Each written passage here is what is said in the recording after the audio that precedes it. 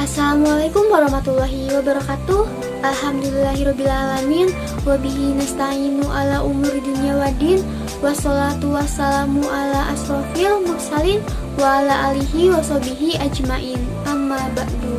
Salawat serta salam tak lupa kita panjatkan kepada baginda Nabi Muhammad SAW yang telah membawa kita dari zaman gelap gulita ke zaman terang benderang seperti saat ini. Izinkan saya memperkenalkan diri. Saya Merisa Dwi dengan NIM 20082031160 akan menjelaskan sedikit materi tentang memahami modal dan investasi. Menurut KBBI, Kamus Besar Bahasa Indonesia, modal adalah dana yang bisa digunakan sebagai induk atau pokok untuk berbisnis, melepas uang, dan sebagainya. Dalam artian lain, modal adalah harta benda, bisa berupa dana, barang, dan sebagainya yang dapat dimanfaatkan untuk menghasilkan sesuatu yang dapat menambah kekayaan dan keuntungan. Modal bisa juga diartikan sebagai sesuatu yang digunakan seseorang atau perusahaan sebagai bekal untuk bekerja, berjuang, dan sebagainya. Jika kita simpulkan, modal merupakan semua hal yang kita miliki, baik berupa uang, barang, aset lainnya yang dapat kita manfaatkan untuk menghasilkan keuntungan dalam menjalankan usaha. Berdasarkan sumbernya, modal terbagi menjadi dua, yakni modal internal dan modal eksternal. Modal internal adalah modal yang berasal dari kekayaan pemilik perusahaan.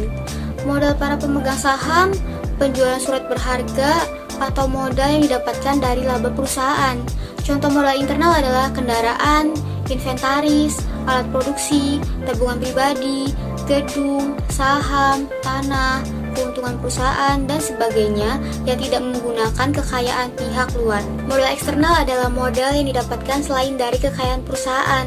Modal tersebut bisa didapatkan dari investor atau kreditur seperti bank, koperasi, pinjaman personal. Biasanya, modal eksternal diperlukan karena keterbatasan sumber modal internal yang ada. Pengelola perusahaan khawatir modal internal tidak dapat mencukupi untuk menjalankan atau mengembangkan aktivitas bisnis. Contoh modal eksternal adalah pinjaman dari bank atau koperasi, gaji karyawan yang belum terbayar, biaya produksi yang belum dibayarkan ke supplier, investasi yang disetor oleh investor. Investasi adalah bentuk penanaman aset atau dana perusahaan atau individu untuk jangka waktu tertentu untuk mencapai pengembalian yang lebih tinggi di masa depan. Singkatnya, melalui investasi seseorang berharap nilai dari suatu aset akan meningkat seiring waktu. Aset investasi dapat berwujud tenaga, waktu, emas, saham, reksadana, dan sebagainya. Definisi apa itu investasi juga disebutkan dalam KBBI, Kamus Besar Bahasa Indonesia, sebagai penanaman uang atau modal dalam suatu perusahaan atau proyek untuk tujuan memperoleh keuntungan. Opsi penambahan modal untuk bisnis startup vintage. Memulai atau membangun bisnis seperti bisnis vintage pasti membutuhkan uang atau modal yang cukup banyak.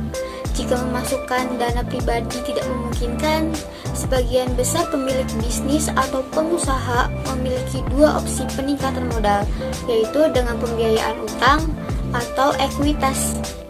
Berdasarkan ada Investopedia, pembiayaan ekuitas atau yang dikenal juga dengan equity financing ini merupakan penanaman modal lewat penjualan saham di perusahaan, sehingga kegiatan pembiayaan ini memiliki kaitan yang erat dengan penjualan atau kepentingan dalam suatu bisnis agar memperoleh dana usaha.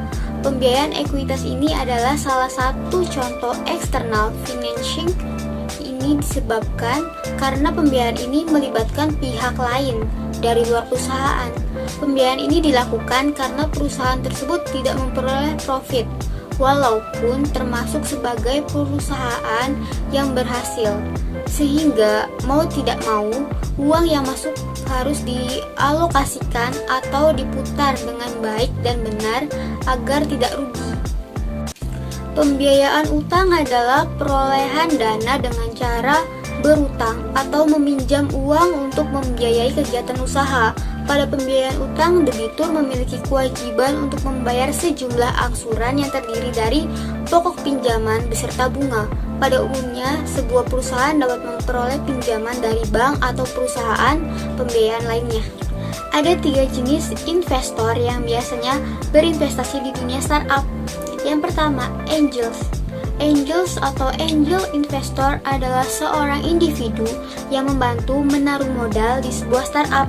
Sebagai gantinya, dia akan menerima obligasi, konversi, atau ekuitas. Accelerator. Accelerator adalah pendanaan yang memberikan training bagi para perusahaan startup. Setiap perusahaan startup yang mengikuti proses ini harus lulus dari training pada waktu yang ditentukan. Biasanya setelah 3 bulan, mereka akan menerima training dan mentoring yang intensif sebelum akhirnya mereka akan melakukan pitch di depan para investor yang diberi nama demo day. Venture capitalist. Venture capitalist adalah investor yang menyediakan modal untuk bagi perusahaan startup. Sama dengan angels, mereka juga akan menerima ekuitas kepemilikan ketika mereka menaruh modal di sebuah perusahaan. Tahapan keuangan dari pembiayaan startup hingga pertumbuhan modal, ekuitas swasta, dan IPO pentingnya membangun platform yang dapat diinvestasikan. Pendanaan startup dilakukan melalui beberapa tahapan. Pendanaan itu sendiri sangat penting bagi perusahaan yang baru dirintis. Tak hanya membutuhkan strategi bisnis yang tepat, startup juga membutuhkan modal yang besar agar pertumbuhannya maksimal. Tentunya akan sangat kesulitan bagi founder startup apabila hanya mengandalkan anggaran tabungan yang dimiliki sendiri.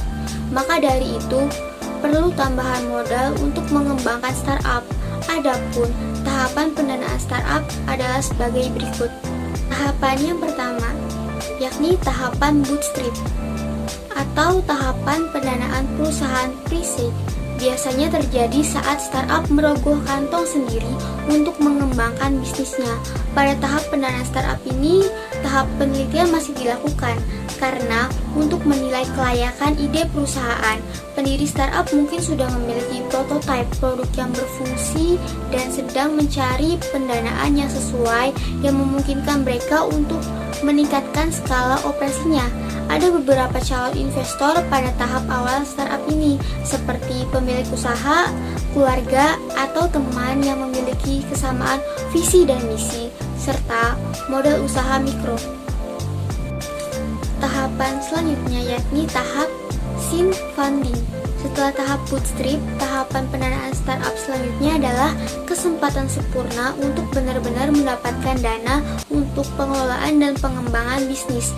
Kira-kira sekitar 29% startup gagal setelah mereka kehabisan modal saat bootstrap. Pada tahap pendanaan startup awal, pemilik mencoba mengumpulkan dana untuk melakukan riset pemasaran sehingga mereka mengetahui selera dan preferensi pelanggan target mereka. Selain itu, pada tahap ini bisa menjadi tahap di mana produk dikembangkan dengan tujuan untuk merilisnya di pasar. Di sini, pemilik benar-benar mencoba membangun daya tarik sehingga ada aliran pendapatan tanpa henti. Jika tidak, startup akan gulung tikar.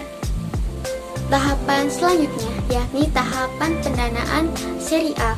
Pada jenis pendanaan seri A ini, startup harus memiliki produk atau layanan yang dibuat dan memiliki basis pelanggan kumpulan dengan aliran pendanaan yang jelas. Pendanaan selama tahap ini berasal dari firma modal venture, angels investor, dan bahkan melalui crowdfunding ekuitas. Di putaran ini dan putaran selanjutnya, pendanaan biasanya dilakukan oleh satu investor besar, diikuti oleh investor lainnya. Tahapan selanjutnya yakni tahap pendanaan seri B. Pada tahap pendanaan startup seri B ini merupakan tahap ekspansi bisnis, di mana tidak hanya memperluas layanan atau mengembangkan produk, tetapi juga melibatkan perluasan bisnis pelanggan, karyawan, dan tim manajemen perusahaan.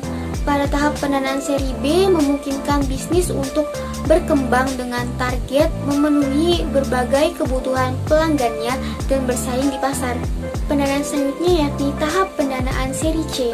Perusahaan pada tahap pendanaan startup seri C ini mencoba mencari lebih banyak investasi yang dapat membantu mereka menciptakan produk baru, menjangkau pasar baru, dan mengalahkan kompetitor. Mereka bahkan mungkin mempertimbangkan untuk mengakuisisi startup lainnya. Dengan bisnis yang lebih stabil dan jelas, banyak bank, investasi, hedge fund, dan firma ekuitas pribadi ikut serta dalam tahap ini. Tahapan selanjutnya yakni Initial Public Offering (IPO). IPO atau penawaran umum perdana merupakan kali pertama perseroan memutuskan untuk memasok saham perseroan kepada masyarakat umum. Ini bisa menjadi tahap terakhir dari tahapan funding atau pendanaan startup dan membantu startup dalam mengembangkan dan mendiversifikasi diri mereka sendiri. Ketika sebuah startup memutuskan untuk melakukan perjalanan ke publik, startup harus membentuk tim eksternal yang terdiri dari penjamin emisi, pengacara, akuntan publik bersertifikat, dan pakar pasar modal. Sekian yang dapat saya sampaikan, kurang dan lebihnya mohon maaf. Wassalamualaikum warahmatullahi wabarakatuh.